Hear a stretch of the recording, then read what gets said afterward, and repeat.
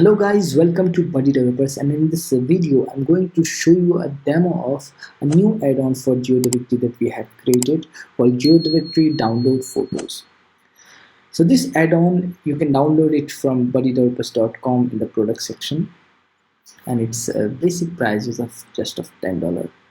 So what this plugin do is, it provide your end user an option to download the photos of any particular listing.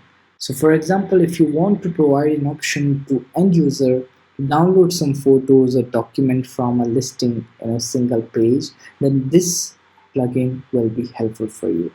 I have already downloaded it, so I will just go here and click on add new, and I will upload this add-on so I can show you a demo. I will activate it. So here you can see the GD download photo is active, and there is no extra setting we have to do here.